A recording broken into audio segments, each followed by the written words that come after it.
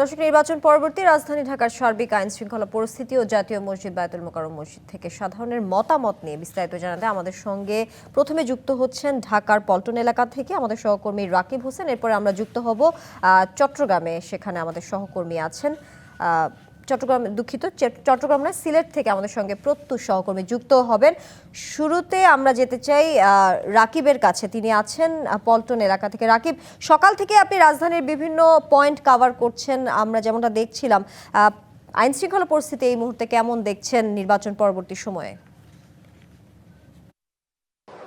দেখেন, নির্বাচন ত্রয়োদশ জাতীয় সংসদ নির্বাচন সুষ্ঠু এবং শান্তিপূর্ণ পরিবেশে হয়েছে।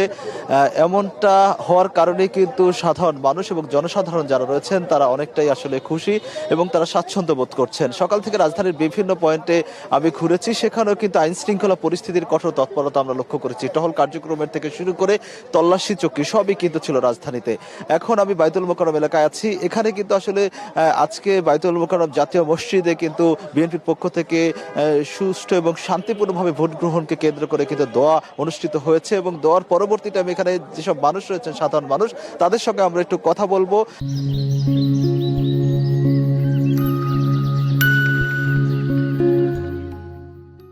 নতুন সরকারের কাছে আসলে তারা কি প্রত্যাশা করছেন সে বিষয়ে, নতুন যে সরকার গঠন করবে তাদের কাছে কি প্রত্যাশা করছেন আপনারা?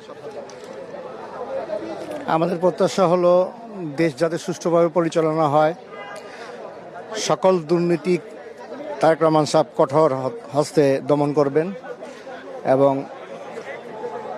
দেশবাসী যাতে সুষ্ঠু এবং শান্তিভাবে চলতে পারে। আমার কাছে মনে হয় আগামী 72 ঘন্টার মধ্যে ওনার চ্যালেঞ্জটা চালু হবে, যেহেতু রমজান মাস শুরু হয়ে যাবে আর কয়েকদিনের ভিতরে। রমজানের দ্রব্যমূল্যের বাজার যাতে ঊর্ধ্বগতি না থাকে, নিয়ন্ত্রণে থাকে, এখান থেকে শুরু হবে দেশবাসীর প্রত্যাশা পূরণের আশা। আমিও সে আশা করি যে প্রতিবার রমজান মাসে সর্বসাধারণদের উপর একটা চাপ সৃষ্টি হয় বাজারে। এটা একটা নতুন চমক হবে ওনার জন্য, যে উনি এবার রমজান শুরু করবে শান্তি এবং স্বাভাবিক বাজার, দ্রব্যমূল্য বাজার স্বাভাবিক রাখবে।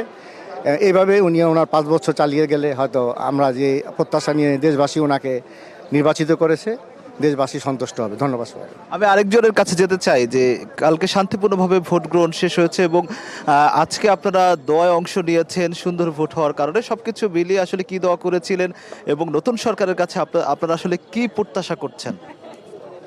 বিসমিল্লাহির রহমানির রহিম। গতকালকের নির্বাচনের মাধ্যমে, সুষ্ঠু এবং নিরপেক্ষ নির্বাচনের মাধ্যমে একটি নতুন সরকার গঠিত হতে যাচ্ছে।